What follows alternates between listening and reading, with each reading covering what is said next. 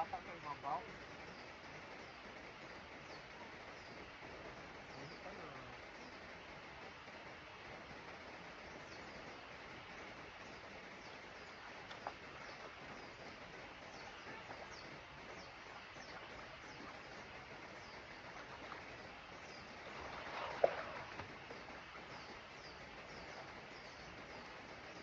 Aray ko po.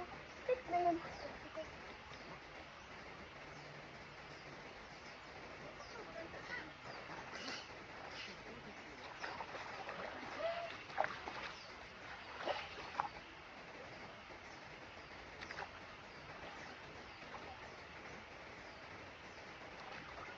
Madaming ano doon eh, strip.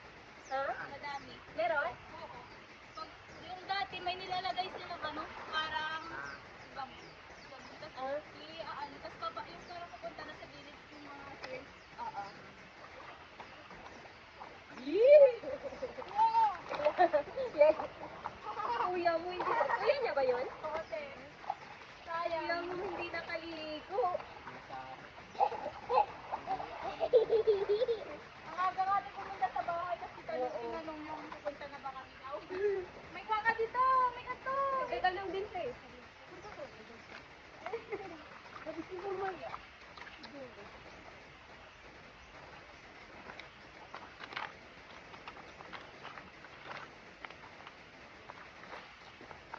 Ay, malalim pala ito.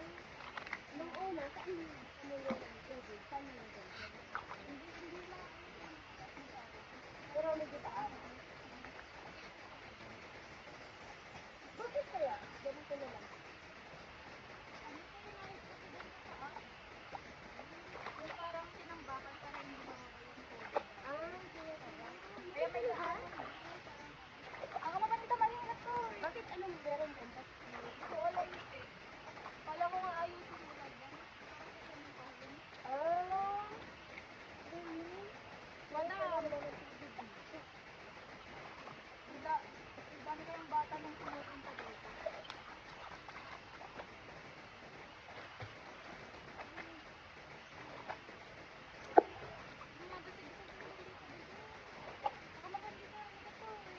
Saan? Balik? Ang dami tutugtugot doon. Maling? Ba't maling yung pangalan mo? May yung ano to. Ah, yung ano lang niya, yung nickname. Nickname mo lang pala maling. May panghuli din doon sa bahay na ano tayo ng shrimp pero yung ano ni Papa. Tinatamad.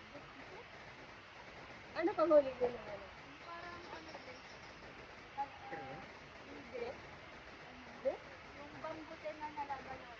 Ah, tapos papasok yung mga food doon. Trap, paano yung trap?